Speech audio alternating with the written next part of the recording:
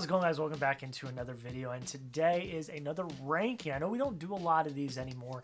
I've been really focused on these movie reviews because there's so many films coming out, but today we are doing one that is directly associated with a movie review that I did yesterday. You guys know I reviewed Cherry yesterday early, which was awesome. Comes out on Apple TV Plus on March 12th, starring Tom Holland and directed by the Russo brothers. So today we are ranking the Russo brothers filmography from the worst to the best. Let me know down below in the comments, what is your favorite film from the Russos? I have a pretty good feeling I'm going to see maybe 2 or 3 standard answers for this, and I'm probably there with you as well. But before we get into that, thank you so much for taking time to click on the video, like and comment, and subscribing. That all means the absolute world. And we are going to get into it. There are 7 films, including Cherry, that we are going to talk about. And starting in at number 7 is You, Me, and Dupree. This came out in 2006, stars Owen Wilson and a bunch of others. It's a standard rom-com for the O's, the thousands.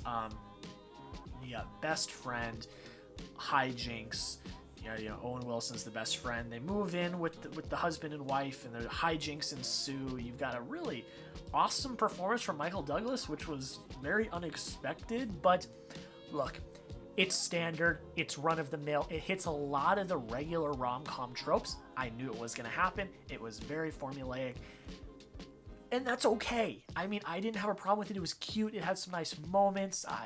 Owen Wilson in this is actually pretty good. If you are an Owen Wilson fan and you have not seen this film, I would highly recommend you check it out, because that was probably the best part of the film, was Owen Wilson's performances. There are some lines in there that are just absolutely hilarious. But, like I said, it's standard. There's nothing special about it. There's nothing good about it. The direction's okay. Didn't have a problem with it. I gave it a 77 out of 100. That is 3 out of 5 stars. Not too shabby at all. And it comes in number 7 on my list. And coming in at number 6 is Welcome to Collinwood. This is not technically their directorial debut. They did a film before it that is not available anywhere. It's not. I think it's called Pieces.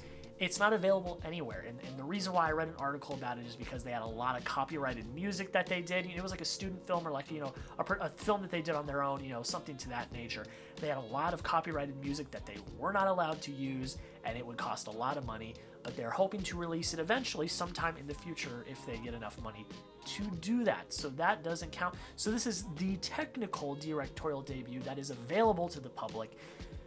It's got a really big cast of characters, and Sam Rockwell is by far my favorite, a younger Sam Rockwell. It came out in 2002. It's actually kind of funny and kind of entertaining. It's about a bunch of dorks and doofuses that try to pull off this heist, and they are idiots. That's literally the whole thing about it, is it's a group of idiots that do not know what they're doing, and they try to pull off a heist, and hijinks ensue, and it's actually kind of funny. George Clooney's in this as well, which was a cameo I was not expecting and kind of enjoyed. He's not in it a lot. It's like a cameo, but that was actually kind of funny. I think the writing is actually pretty good, and I believe the Russos wrote this movie as well, which props to them. It was actually really funny. I did get a kick out of it. And overall, it's just a standard kind of fun heist film that's got some nice direction and some really great writing, as well as some okay performances as well. I gave it an 81 out of 100, which is 3.5 out of 5 stars, and it comes in at number 6 on my list. Coming in at number 5 is Cherry, the newest film from the Russo brothers. Now, this is a masterclass of acting from Tom Holland and crew. The entire cast, I think, is fantastic. But this is Tom Holland's film, and he's fantastic. I've already given my full thoughts of this in my review that I put out yesterday, so go check that out if you want more thoughts. But the direction from the Russo brothers is very unique here. It's very unique. The way they do storytelling in this is very clever. I really like it. But again, I'm not really going to talk about it a lot here. Go check out my review. I go into full detail of everything I like and dislike about this film. It's pretty good. I had a good time with it. I gave it 4 out of 5 stars, and I gave it an 85 out of 100. And it comes in at number 5 on my list. So you guys know what the last 4 are. It's the MCU, guys. We're getting into the MCU. Coming in at number 4 is Captain America: The Winter Soldier. I mean, fantastic film. Captain America has by far the best trilogy in the MCU. And the reason why is 2 films directed by the Russo brothers. And this is fantastic. This is the first time in the MCU, really, that I believe they take a really different tonal shift and use a different, theme of storytelling. This is a spy espionage thriller. I know everyone says that about this film, but that's what it is. It got all the values about government and, patriotism and corruption and, getting a few bad apples into high positions is not good. The choreography, the fight choreography in this film is fantastic. The direction is top notch. And you've got the introduction of Sam Wilson, the Falcon, and the new Captain America in this film, which was a really, really awesome addition. That, along with Sharon Carter, you got some Black Widow in here as well. You got Nick Fury. It's a really great time. And it's one of the more shocking MCU movies because it's one that started to really push the plot of the overarching MCU in forward because S.H.I.E.L.D. is damaged, S.H.I.E.L.D. is broken, and that's the first big domino to fall for Thanos to come in and do what he does. I really enjoyed this film. I give it a 97 out of 100, 5 out of 5 stars. It comes in number 4 on my list. If number 4 got a 97, that means the rest of these are really dang good. And coming in at number 3 is Captain America: Civil War, or as some people like to call it, Avengers 2.5. The thing I love so much about this film, the direction is fantastic. I will start off with that because we are talking about the Russo brothers. We are talking about their direction. It is fantastic. But the thing I love is the writing. And the reason why is because both sides in their own ways make sense. All of the promotion leading up to this film was, are you Team Cap? Are you Team Iron Man?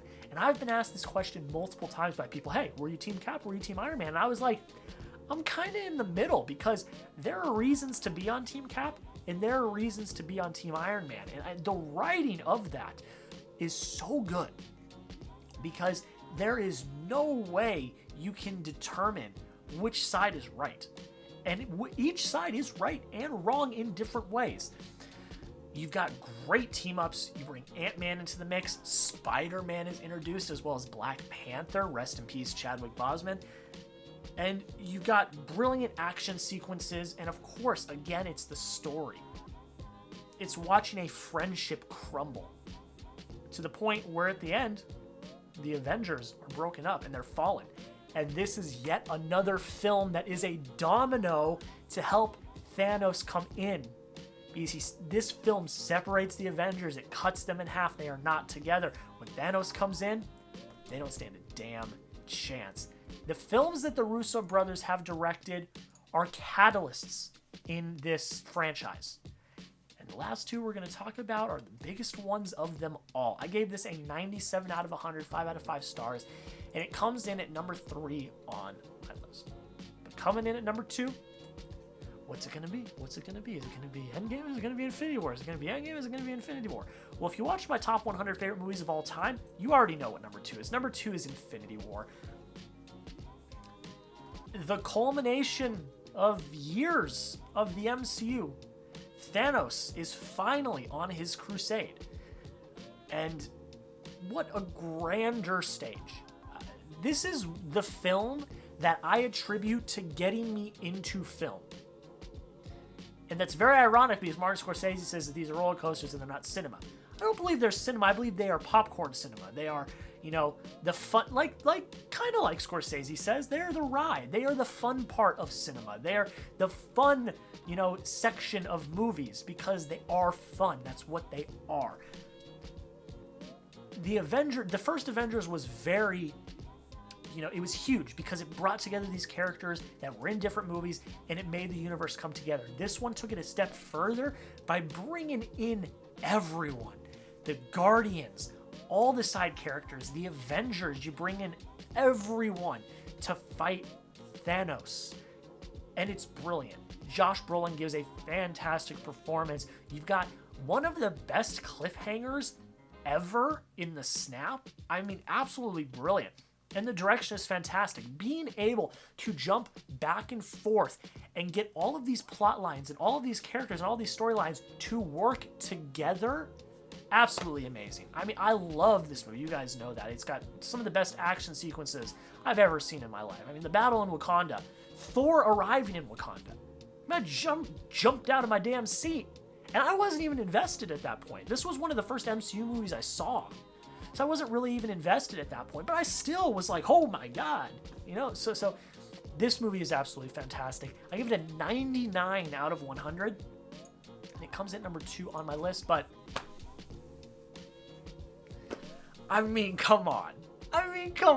Number 1 is Endgame. I mean, what are we even talking about here? This is my favorite movie of all time. I don't think it will ever be topped. This movie is brilliant. I mean, yes, the second act drags a little bit. The time travel doesn't make all the sense. Let it happen. Watch it. Enjoy it. This is what we deserve. This is what we had been building towards for 10 years, 20 plus movies. This was it. This is the moment. You get all of our characters trying to get the other characters that were snapped back. Time travel. Going back to moments in this franchise that we love. And of course, that third act. I mean, come on. What is there a more perfect, satisfying third act in movies? I'm sure there probably is, but for me, it's this.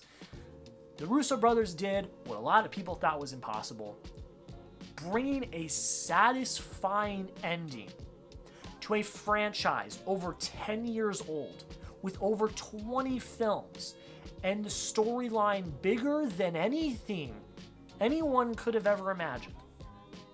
The Russo brothers did that. And it's absolutely fantastic. I could rave about it more, but you already know how I feel about this film. It's absolutely brilliant. I gave it 100 out of 100. It is the founding member of the 100 Point Club. And it is my favorite movie from the Russo brothers. Guys, that is pretty much it. Let me know down below in the comments, what is your favorite movie from the Russo brothers? I have a feeling it's going to be one of the MCU movies. Rightfully so. They're all really damn good. Go check out my website, Fanatic Film Review, for for movie reviews. I'm going to have an article on this list, the Russo brothers list, up sometime next week. Go check me out over there. Go over to my Twitter and my Letterboxd to get immediate movie reviews when 2021 movies come out. And you can also check out my lists on Letterboxd. This list will be on Letterboxd, my Russo brothers ranked list. So go over to Letterboxd and check me out as well. And guys, the last but not least, if you would like to support me over on Patreon, the link for that will be down in the description. You don't have to. It's not required. You're not missing any content. All the same content will be here. But if you'd like to support, it does mean the absolute world. And if you don't want to support, again, perfectly fine, not required. Subscribing is free, so please consider dropping a subscription. I'm trying to get 2,000 subscribers by the end of this year. We're already up to 610. Seems a little bit lofty, but I think we might be able to pull it off. So if you are so inclined and you like the content you see on this channel, there's plenty more of it to come. Please consider dropping a subscription. But guys, that is pretty much it. Have a great rest of your day, and we'll see you